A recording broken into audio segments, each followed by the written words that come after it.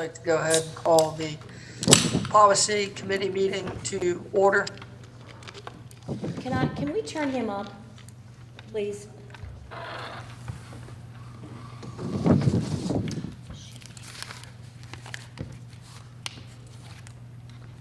I will go ahead and call the roll. Mr. Wildebohr? Present. Ms. Craybill? Here. And I am here. The next item on our agenda is the approval of the agenda. Do I hear a motion to approve? So moved. Second. There's a motion and a second. Any discussion? Ms. Craybill, how do you vote? Yes. Mr. Wildebohr, how do you vote? Aye. I also vote yes. At this time, we will move on to item 3, approval of the minutes. Is there a motion to approve? So moved. Thank you, Mr. Wildebohr. Is there a second? Second. Okay, there's a motion and a second. Any discussion? Ms. Craybill, how do you vote? Yes. Mr. Wildebohr, how do you vote? Aye. And I vote yes. The minutes are approved. Moving on to the next item on our agenda, policy updates. As a reminder to those listening, we have finished our policy updates from the North Carolina School Boards Association. So now we will be moving on with monthly policy updates that we deem important internally and random updates that are passed on to us from the North Carolina School Boards Association as we move forward. All right. Nelson, can I make a point of order? We've finished reviewing for the first time all of our policies, but we have not gotten through all of the policies for the through to completion. Yes, those won't take place until the next monthly meeting. And also, too, I'd like to welcome Avila Neely, Assistant Principal from Roland Grice, as our admin representative today. So welcome, Ms. Neely. Thank you for being with us. Yes, welcome and thank you. All right, our first policy for discussion will be policy 4351, short-term suspensions. And I'm going to go ahead and turn this right over to Ms. Varnum. Ms. Varnum, I know there's been some proposed language that I'm excited about. So if you want to discuss it and tell us why it's appropriate, we'd appreciate it. Thank you so much for doing this. I know this has been a long odyssey. Absolutely. Thank you. We discussed, and I believe you guys saw the wording in some email dialogue, but with regard to policy 4351, in the second paragraph here, after teachers and students deserve school environments that are safe, supportive, conducive to learning, and then creating a supportive school environment and decreasing suspensions requires close attention to the social, emotional, behavioral needs of all students. The next sentence, school administrators will utilize positive behavior support alternatives to suspensions and only use out-of-school suspensions as a last resort. Right there, after that sentence and prior to the next sentence, it is proposed to use the language, no student under age 8 or under grade 3 will be suspended out of school except in response to incidents involving violations of policy 4325, which is drugs and alcohol, policy 4331, which is assaults and threats, and policy 4333, which is weapons, bomb threats, terrorist threats, and clear threats to safety. And then leave that last sentence in. The principal or designee has the authority to determine when a short-term suspension is an appropriate consequence, and to impose the suspension as long as all relevant board policies are followed. I think there was also some comment or discussion on with regard to assaults and threats, and so I don't know if you all have seen that email from this morning from Ms. Walker, suggesting maybe intentionality or reasonable judgment with regard to threats. And I think that there could certainly be a statement or a comment about culpability of threats, especially among the youngest learners. Oh, I guess I read that as well. My thought was that our principal or designee can probably, on their own, I mean, they are all very smart people, can probably determine what is intentional, what is culpable. As everybody knows, I'm always hesitant to drill down and specifically outline every single thing in policy. I think this language that you've presented to us is, I really appreciate the policies themselves being cited so we know exactly what we're talking about. And I think it definitely meets the moment and does what the board has been striving to do. And if I could May I speak- insert something, please? Go ahead. Certainly, Mr. McManus. I agree with you. I think that we could obviously put in the different policies so at least everyone can see them. But when it all comes down and funnels down to the bottom, it's the principal's responsibility to make the call. And I agree, we don't want to define it to the point that the principal said, well, I'm not really sure I can do this. Violence is violence, and we don't know the history of the child. We don't know all the particulars that, preceded all of this. This could be a first timer, this could be a 10th timer. I think that the principal owns the responsibility of making the call. We just kind of place it in an arena where they know where they can make the call and keep it very simple. It's up to the principal and his or her staff. And if I could piggyback on that just a little bit, I think maybe keeping the verbiage very simple in the policy and then cross-referencing to the other policies might be a little bit easier for anyone to read. So, having the words that we've talked about for quite a while, which is except for incidents of alcohol or drugs, weapons, or violent acts in the policy, and then having a cross-reference to those other policies underneath it might, to my mind, might be a little bit easier for people to read as they read this one policy, instead of asking a principal to read this policy, then read that policy, then read this policy. But that's my thoughts on that. Well, where I stand on all of this stuff is I am a huge proponent of cross-referencing so that we don't get ourselves in a jam by doing something because we violated or misinterpreted another policy. So I am in favor of the language where it very clearly lays out that we are following the other policies, and we've made that intention. So a principal, it is their responsibility to know what is in all three of those other policies and to apply them. Ms. Neely, do you have, not to put you on the spot on like 30 seconds into the meeting, but do you have an opinion on that from the school level? I would think like having some specifics for us to reference to, at least have some references. So that would mean like the policies in question? Yes. Okay. And I would like to offer a shout out. Our principals and assistant principals have done a great job going into a deep dive into the 4300 series. They have been utilizing those all school year, and those were adopted last spring, summer. So I think that this is not gonna be a heavy lift. Plus, this language already matches the graduated response system that we already have built into the levels. That's a working document alongside the 4300 series. I appreciate your work on this. Like I said, I know it's been, you've done a lot and you've done an admirable job. The entire staff has.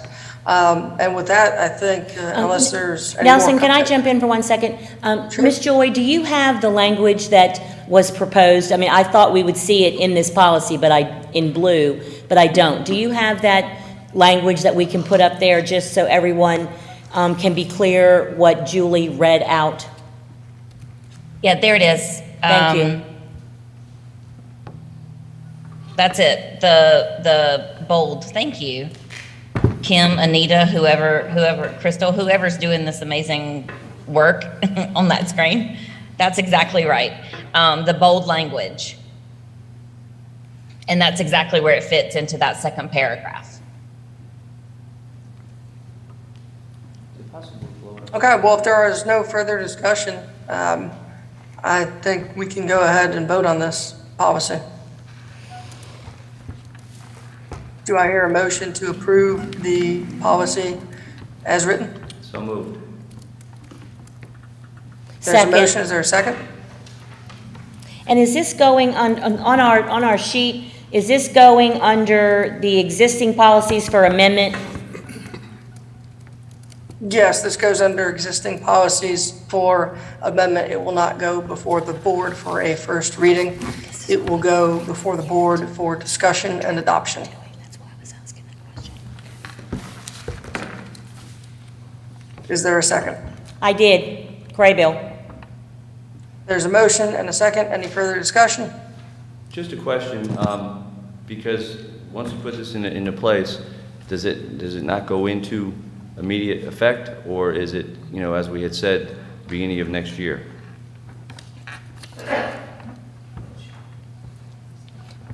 It's my understanding that Colin told us that we can decide when it goes into effect. We just have to approve the policy. And it's also my understanding that this would not go into effect until the beginning of school year 22-23, which basically is in July. Right. Okay. Well, I'm fine with that. I just didn't know if we needed to. Is that what your understanding is, Dr. Faust? That from the board meeting. Yeah. That was a request, yeah. But I think we'll have to say that at the board meeting. Okay. Once it's voted on, because if not, it's implemented Right, effectively. immediately. Yeah. That was my recommendation when I brought it up, was beginning with the next school year. Yes, sir. Thank you. Okay, Ms. Craybill, how do you vote? Yes. Mr. Wildebohr, how do you vote? Yes. I also vote yes. Policy 4351 is amended. The amendments will be moved on to the board for final consideration in May. All right, our next policy is 4720, survey of students.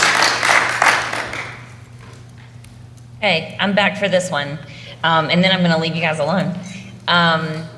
For this one, I'm asking that you consider waiving the section of the policy that outlines the notification of parents at the beginning of the school year for all surveys that might be presented, because the State Department of Health and Human Services has requested that our district participate in the tobacco part of the youth risk behavior survey. And right now our policy says that, if we didn't provide parents a notification at the beginning of the school year that the tobacco survey might be included, then this is just this is something I just need to bring to you to hear your determination or pleasure on doing that. So the only way that we would be able to support the request from the department or the Division of Health and Human Services would be to have that portion of this policy waived. Although, it's taken a little while to get to this, and so we may not even have time in this school year. But in the event that parents would want their child to participate, we would want to be able to offer it if it's the will of the board. And if I could speak to this, I'll be honest, I have been speaking pretty much every night as part of the re-election situation. And I've heard from parents after parents. I don't want to sound like other board members, but I've heard from parents after parents after parents. Since this has been brought back up, I just have a big question on why the first section there, why that isn't for all surveys. I mean, why we have protected topics only from Department of Education funded surveys. I mean, I think we need to have an opt-in policy for all surveys. And I can't, when that question comes up, and it has come up repeatedly, I can't understand why for stepping stones and for teen aid and those kind of programs, at least when I was a teacher here in New Hanover County, we always had an opt-in program, but we're now saying that, for Department of Education funded surveys only do we do this, so that other surveys we can just, put it out there, and if we don't hear from them, then either they opt out or they're part of it. I think we need to change this policy totally and make it an opt-in only policy. Well, Mr. Wildebohr, we did talk about this early on, and the board voted that we would prefer opt-out surveys because we need to be able to get information. And parents that, I have not gotten all the emails from parent after parent after parent that you have gotten. So, and I'm not sure what the rest of our board has gotten, but we did have this discussion at length this time last year when we were talking about the Title IX survey in particular. And if we want to get data, then we really need the opt-out because opting in, people sometimes just forget or the paper's crunched in the backpack and we don't get a chance to reach our students. Parents do have the option at any time to opt out, and they need to exercise that right and not complain. I didn't read it close enough. I didn't get one. We do multiple ways of letting parents know that we have surveys. You know, we can call them with the alert now. It's not called that anymore, but we can call them, we can email them. It's on school system websites. So, Ms. Neely, do you have a comment on that about how we notify parents about surveys? No? Okay. With all due respect, Ms. Craybill, as a former teacher here in New Hanover County Schools, I remember spending many hours when we had the opt-in program and calling parents and saying from my administration, them telling me, you know, you need to get these answers, but I don't think we should just assume. You and I both ran on transparency, and this is not, to me, a transparent way to do things, to say, if we don't get it back, if it is in the backpack and lost, then we're going to just say your child's going to take part in that. I think we need to give parents their rights back. And that's my own personal opinion. And just to clarify, I didn't get multiple emails. I've been speaking at multiple occasions, and that's a question that comes up time and time again, is why don't we have the opt-out like we do with why do we have Teen Aid and Stepping Stones? I think those are still the programs we have at the middle school level. Why is that an opt-out? But we can send a survey home from Title IX or whoever else, and we just say, well, if we don't get that paper back, if it is maybe lost in the backpack, your child's going to participate. There's too many things that I think we need to. If we are truly wanting to be transparent, I think we need to give those parents back that right. That's my humble opinion. Me personally, I'm comfortable with the recommendations from staff on this. I think there are times where we need data in order to meet the needs of our students. And Ms. Craybill's right. It's not always easy to get parental sign-offs. There are so many times my kids come home with stuff and we lose it. And my wife is as meticulous as anybody, but it just happens. Sometimes we need data, and I would hope that any member of this board would say, look, we're just trying to meet the needs of our students. And I think that's what this policy is trying to do. And if there are no further discussions on 4720, I'm happy to call the question, and we can have the broader discussion at the board meeting in May. So Is there tell a me what motion the to question approve is you're policy? calling. Question, please. Mr. McManus. Maybe I'm not absolutely understanding. So when we request input from a parent, is there usually a deadline period? Obviously they would be. Is it the same? Do we also send it the same manner, or what are the top two or three? I'm trying to understand this whole process so I can put it together. And then if they elect not to respond, is that not their option, that they don't have to participate? Are we following up to make sure that they don't want to participate? I mean, somebody just tell me a little more. I've not really paid a lot of attention to how they handle that survey or surveys. And Mr. McManus, if I can answer, that's exactly my point, is when I was a teacher, we actually had to call and call and call until we got a response. That's not happening anymore, at least at every single school. I will say that I've heard from a lot of parents that we never heard, we never received this notification. We didn't know exactly what we were being asked. And I think in that vein, I understand we need data, But if a parent chooses not to participate, or doesn't know, or doesn't get the paperwork, I mean, I think we do need to, and I'm not going to discount what Ms. Craybill is saying. You know, I think there are some schools that probably do the robocall, whatever the current, you know, nomenclature for that is. But I'm not sure that's happening everywhere. And I'm hearing from a lot of folks, some other candidates actually, saying that, you know, this thing came home, or it didn't come home, or I actually had to call the school to try to find out what this was all about. So I think that again, that's why I'm saying in this policy, instead of having an opt-out situation that if we don't hear from you, then you're automatically included, yeah, I think we should get all the data we can, but not at the point where we have our parents, which are a very vital part of our school system, being upset about the fact that they didn't know. They didn't know. And I know that some schools are probably doing an excellent job, so I apologize if I'm hurting anybody's feelings on that, but I think some schools probably are doing a great job in making that communication. But I'm hearing from a lot of folks that they're not hearing. And I think at that time that I remember, like I say, my principal at Trask telling me, you need to call those parents, you need to get an answer from them.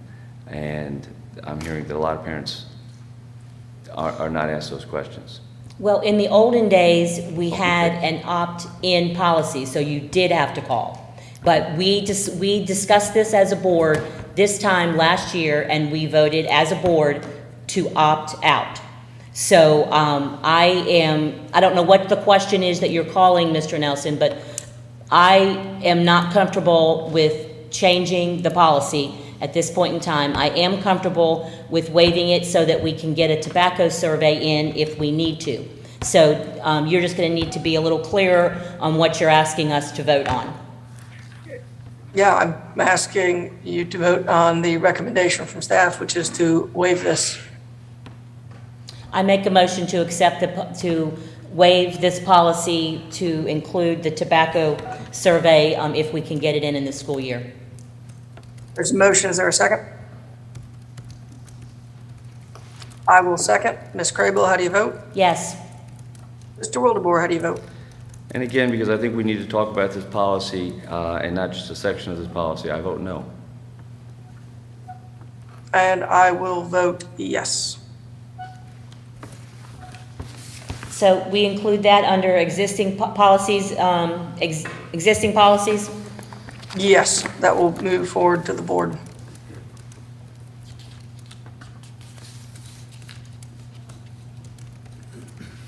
All right, the next policy that we will consider, next policy update will be school safety.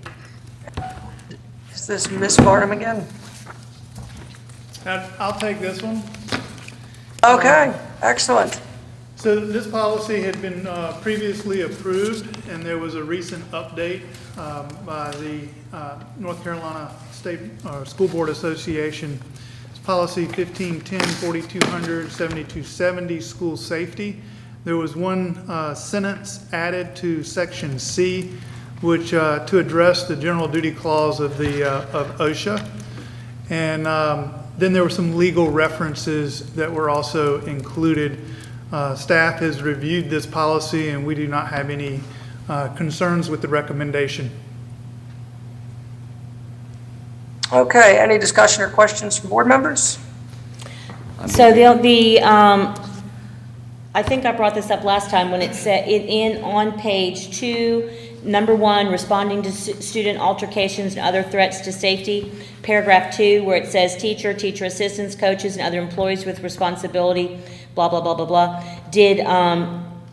I thought we were going to include in there specifically substitute teachers and volunteers, so that volunteers don't necessarily they don't do the discipline, but they certainly have the responsibility to report what they see. So, I mean, I could go with not putting volunteers in there, but I thought we were going to put in substitute teachers and not just lump them as other employees.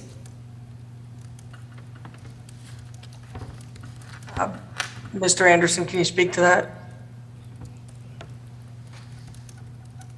I was reading that now.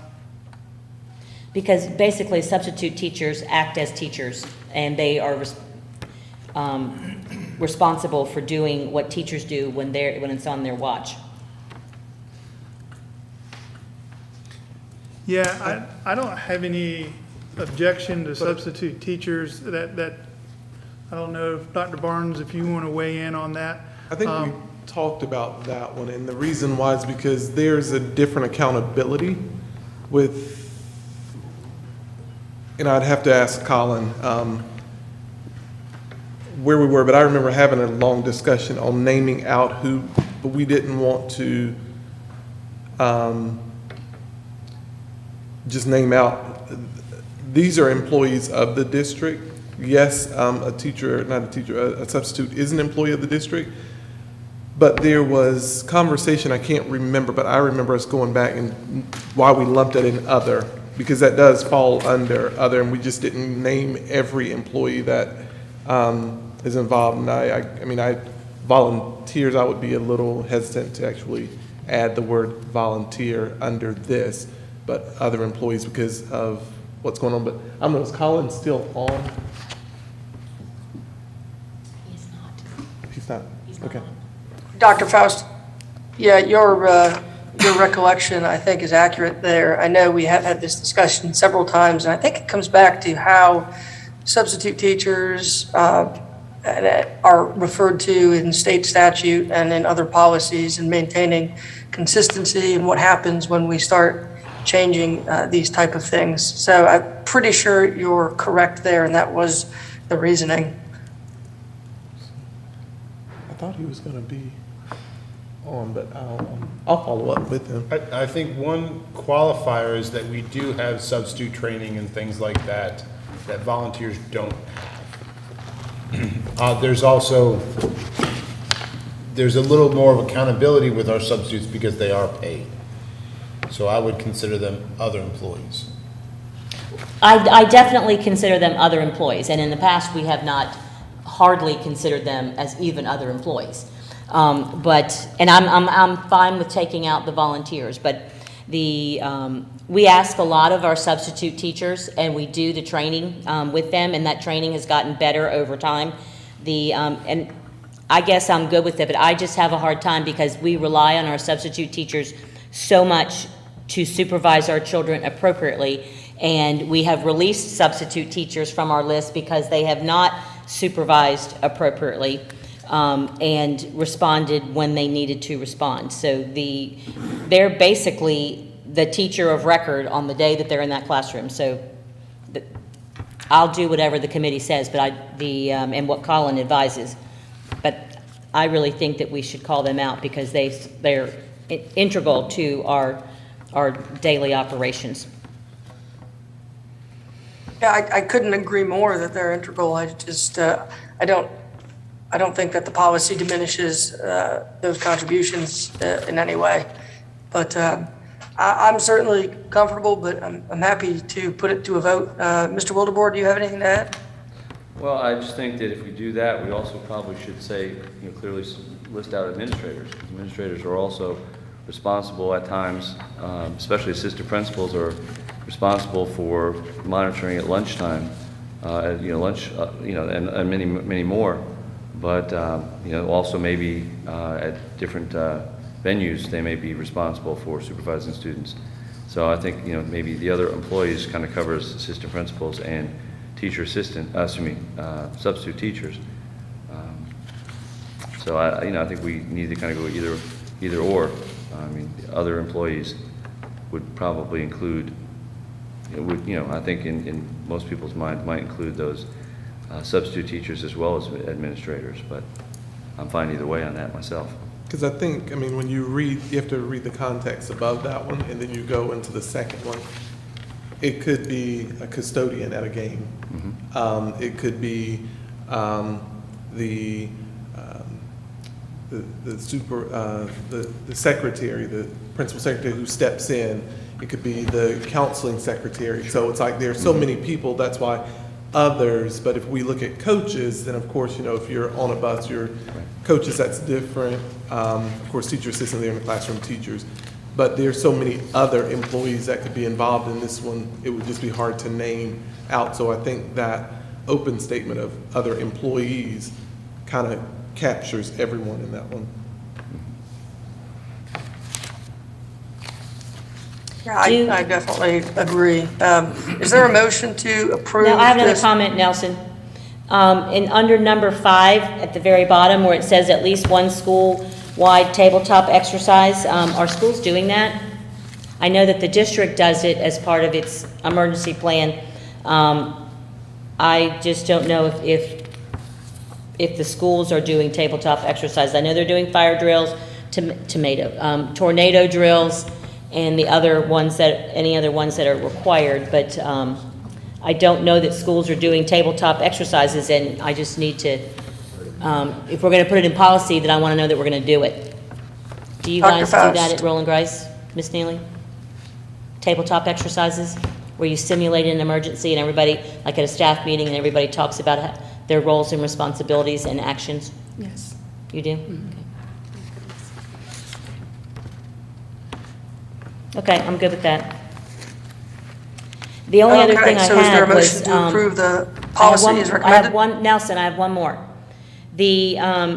So is this where, when we talk about the potential threats of registered sex offenders, can we talk about what that one is? This is just not for the students that are, like the one up here under A, where it says students are subject to policy 4260, student sex offenders, and are receiving those services. Is number 7 different than that? Number 7 is what we're talking about, other people, not people in our school system, students in our school system? I'm not sure, say that question again. So number 7 is only talking about if somebody lives in the neighborhood. And then in letter A, this is talking about students who have been, who are considered student sex offenders, and they have educational services on our property. Is that right? Yes, that's the way that one reads, that I think there's another policy for There is. the radius of the individual. But this is if a student has been listed as a sex offender, but they still have to have some type of educational service. Is that what you're talking about for A, where it says supervision of students? Yeah, because it looks to me that in letter 7, it means that it says that the principal signs up for something, so that if a sex offender moves within 1 mile radius of the school in which the principal has responsibility, that's different than the student, if the student themselves is the sex offender. Right, you get an email, as a principal, you'll get emails if someone moves into inside that radius. Right, and you actually get, as a former principal, we also got ones that said when they moved out. So you'd see a picture of that person, and they also send you a picture. So you can share that with, your folks, especially your front office folks, that they can see if this person shows up to your front door, that throws up a red flag.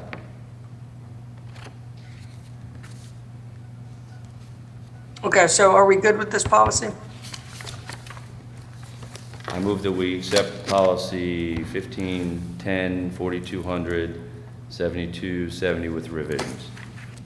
Thank you, Mr. Wildebohr. Is there a second? Yes, second, Craybill. Mr. Wildebohr, how do you vote? Yay. Ms. Craybill, how do you vote? Yes. I also vote yes.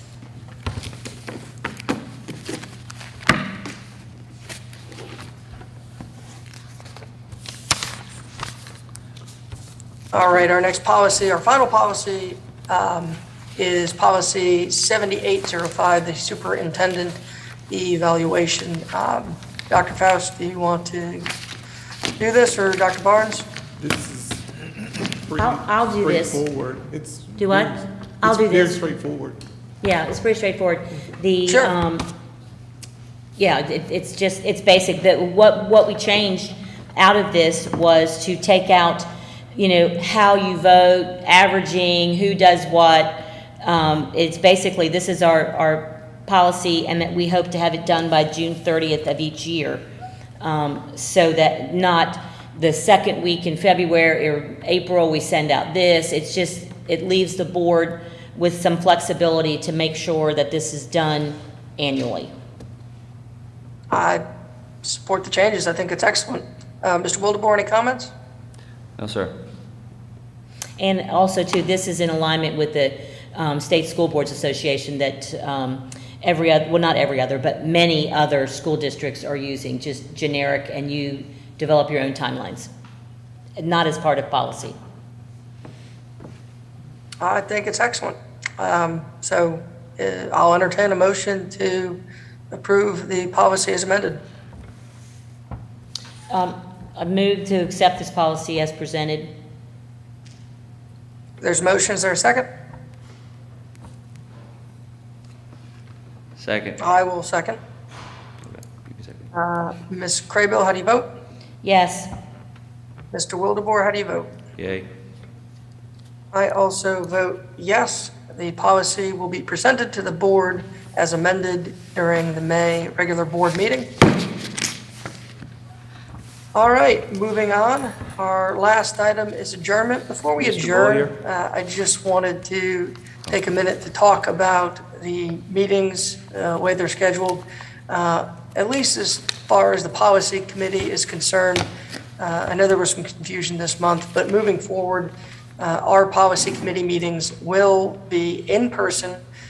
For board members, there will not be a Zoom option. So I just wanted to clarify that. I think that's important as we transition to a more endemic phase of the COVID-19 virus, that we are back in person and getting the work done face to face. So I appreciate everybody's work today. I think we are adjourning in record time.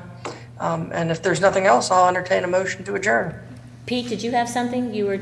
Well, I just was going to remind Mr. Beaulieu that he was going to make that comment, and I thought he had forgotten it, so, but he didn't. Yeah, I figured better to do it at the end. So Okay. thank you both for being there. I appreciate it. Thank you to our staff for being there. Is there a motion to adjourn? Move to adjourn. Second. Graybill. Second. All right. Ms. Craybill, how do you vote? Yes. Mr. Wildebohr, how do you vote? Aye. I vote yes. This policy committee meeting is adjourned. Thank you to the board members who attended, and thank you to our NC Papa representative. Thank you, everybody. Have a good day.